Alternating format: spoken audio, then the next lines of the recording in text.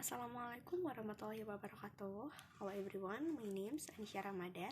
Di sini saya akan memaparkan materi tentang hipertensi.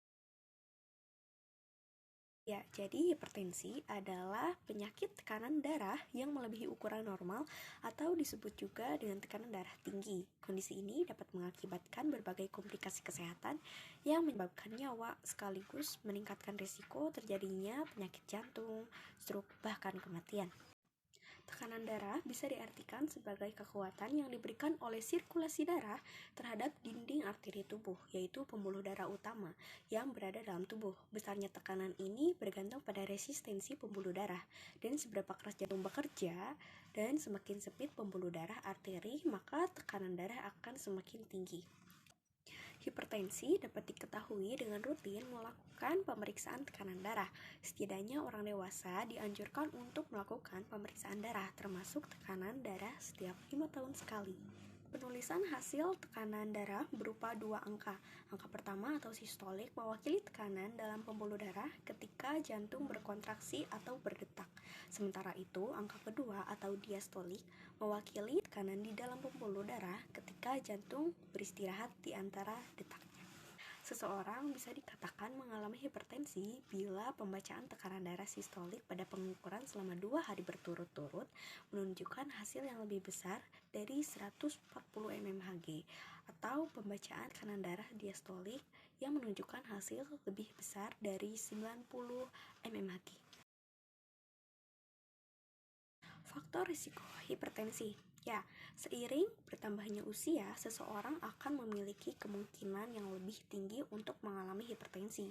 Beberapa faktor yang bisa meningkatkan risiko hipertensi yaitu: yang pertama, mengkonsumsi makanan tinggi garam berlebihan, kelebihan berat badan atau obesitas. Yang ketiga, adanya riwayat keluarga dengan kondisi yang sama. Yang keempat, mengkonsumsi makanan terlalu banyak yang mengandung kafein. Yang kelima, mengonsumsi minuman alkohol. Meski demikian, risiko hipertensi dapat dicegah dengan mengubah pola hidup dan pola makan menjadi lebih sehat. Secara rutin, penuhi asupan gizi, tubuh seimbang, asupan cairan, dan berolahraga secara teratur. Penyebab hipertensi. Hipertensi terbagi menjadi 2 jenis, yaitu hipertensi primer dan hipertensi sekunder. Ya, masing-masing memiliki penyebab yang berbeda. Seperti hipertensi primer, penyebab terjadi hipertensi pada kebanyakan orang dewasa tidak diketahui. Hipertensi primer cenderung berkembang secara bertahap selama bertahun-tahun.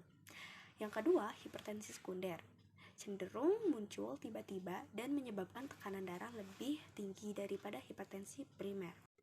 Berbagai kondisi yang dapat menyebabkan hipertensi sekunder antara lain: yang pertama, masalah ginjal; yang kedua, tumor kelenjar adrenal; yang ketiga, masalah tiroid; yang keempat, cacat bawaan di pembuluh darah; yang kelima, obat-obatan seperti pil KB, obat flu, Dequestan, obat penghilang rasa sakit yang dijual bebas.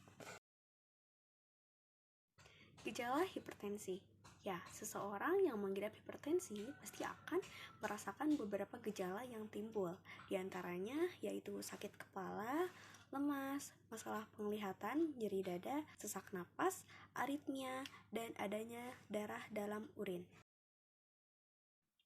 Pengobatan hipertensi. Ya, sebagian pengidap hipertensi harus mengonsumsi obat seumur hidup guna mengatur tekanan darah. Namun, jika tekanan darah sudah terkendali melalui perubahan gaya hidup, penurunan dosis obat atau konsumsinya dapat dihentikan. Obat-obatan yang umumnya diberikan kepada pengidap hipertensi antara lain: yang pertama, obat untuk membuang kelebihan garam dan cairan di tubuh melalui urin. Pasalnya, hipertensi membuat pengidapnya rentan terhadap kadar garam tinggi dalam tubuh. Yang kedua, obat untuk melebarkan pembuluh darah sehingga tekanan darah bisa menurun. Ya, perlu diketahui bahwa hipertensi membuat pengidapnya rentan mengalami sumbatan pada pembuluh darah. Cara mencegah hipertensi. Terdapat beberapa langkah yang bisa kita lakukan untuk mencegah hipertensi, yaitu yang pertama, mengkonsumsi makanan sehat; yang kedua, batasi asupan garam; yang ketiga, mengurangi konsumsi kafein yang berlebihan; yang keempat, mengurangi konsumsi alkohol; yang kelima, olahraga sehat secara teratur. Mungkin itu saja yang dapat saya sampaikan, kurang lebihnya mohon dimaafkan. Terima kasih. Assalamualaikum warahmatullahi wabarakatuh.